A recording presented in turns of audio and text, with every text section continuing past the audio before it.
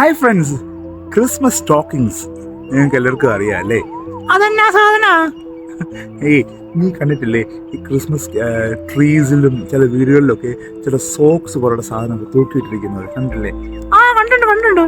ഞങ്ങൾക്ക് വട്ടാന്നോ? വട്ടൊന്നും ഉണ്ടായിട്ടൊന്നും അല്ല. എന്താണ് ക്രിസ്മസ് സ്റ്റോക്കിങ്സ് എന്ന് നിങ്ങൾക്ക് അറിയാമോ കൂട്ടുകാരെ?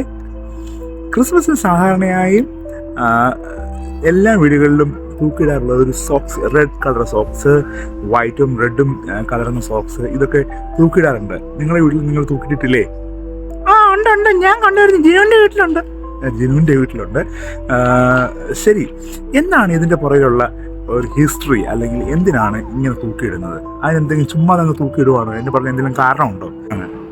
പണ്ട് സാന്റ അല്ലെങ്കിൽ സെയിൻറ്റ് നിക്കോളാസ് വീട്ടിൽ വന്ന് കുഞ്ഞ് ഗിഫ്റ്റ് കൊടുക്കുമ്പം കുഞ്ഞുങ്ങളുടെ ഗിഫ്റ്റുകൾ ഒക്കെ കൊണ്ടിടുന്ന ഒരു സ്ഥലമായിരുന്നു ഈ സ്റ്റോക്കിങ്സ് എന്ന് പറയുന്നത്.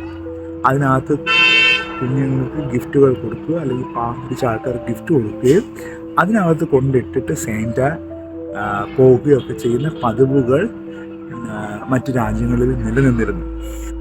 അതിൽ നിന്നാണ് ഈ സ്റ്റോക്കിങ്സിന് ഇത്രയും പ്രചാരം ഉണ്ടാകാൻ കാരണം.